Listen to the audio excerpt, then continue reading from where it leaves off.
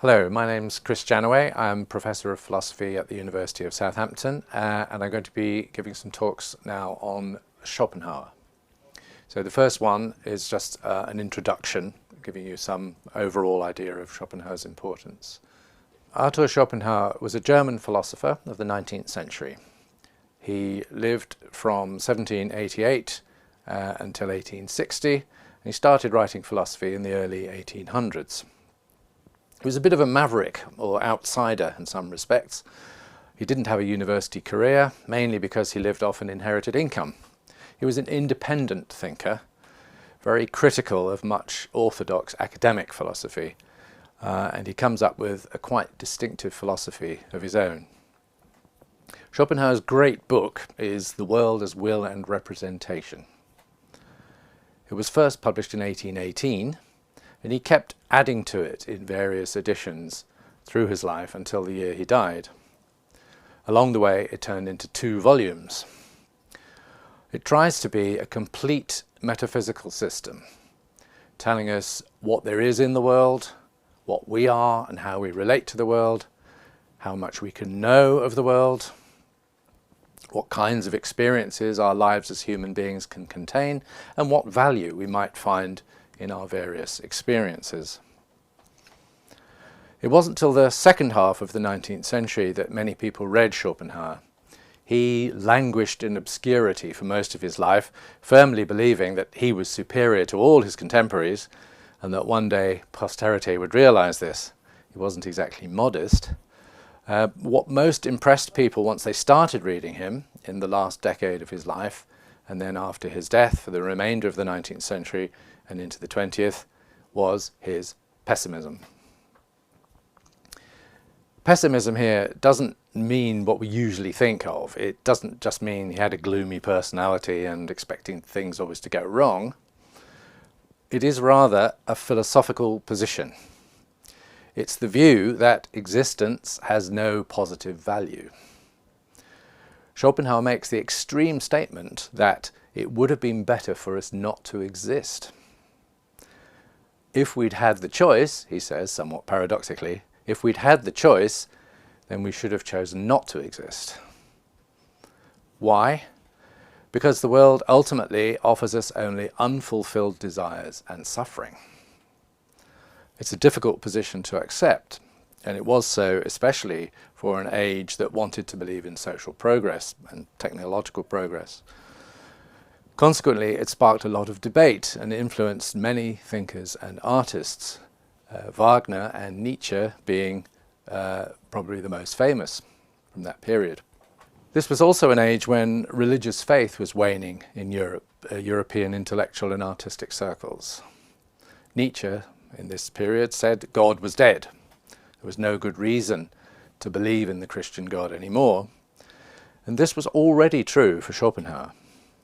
There is no God in Schopenhauer's world, no design or purpose, no rescue in the afterlife. But, as Christianity always emphasized, there is still evil and suffering. In Schopenhauer's view, we exist without having chosen to exist. We are living creatures with natural drives and desires. Our essence, as he puts it, is to will. We want and strive for things constantly, but our striving is never satisfied. He says, every satisfied desire gives birth to a new one.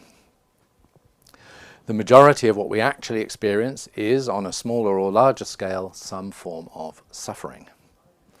Nothing pays us back the value that suffering robs us of. So life is, as he puts it, a business that does not cover its own costs. You'd think that no one would want to read Schopenhauer's book, or at least not with much pleasure.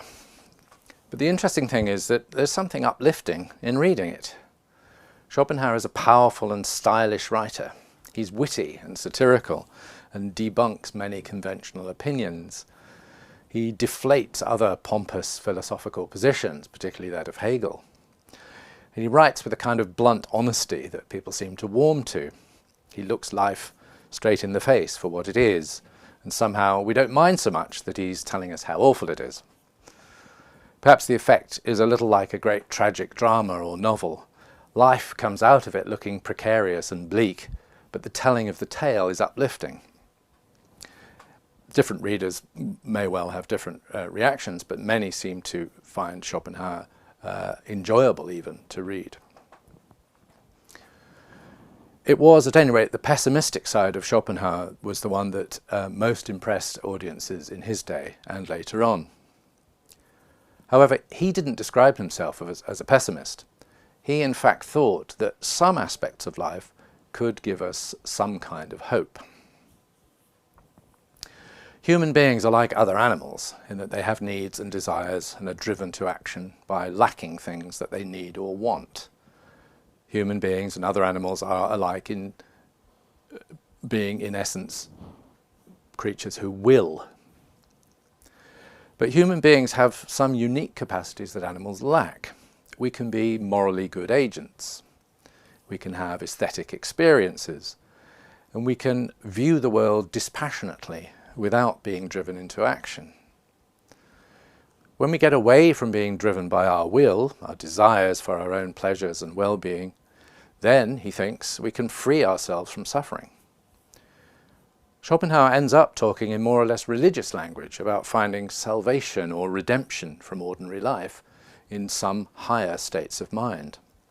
He's still an atheist, but he thinks Christianity and also Buddhism and Hindu Brahmanism, which was he was one of the first Western thinkers to study, he thinks that these religions get some things right. Giving up your concern for yourself as an individual, seeking no gain from the pleasures of ordinary existence, is a path towards a higher state that perhaps only a few may achieve, but which offers, he thinks, a final way out of despair about the pointless, unrewarded suffering that is our common lot. So Schopenhauer's final message is, don't expect any good to come of the world. Don't live as though the purpose of life is to be happy. You won't really be anyway. Reflect instead that you can bear life if you become resigned, if you stop seeking to gain anything by satisfying your desires. Even though will is our nature, our essence, becoming will-less is the best that can happen to us. How we might get there is another story, of course. Let's next see how Schopenhauer starts to build towards this ultimate conclusion.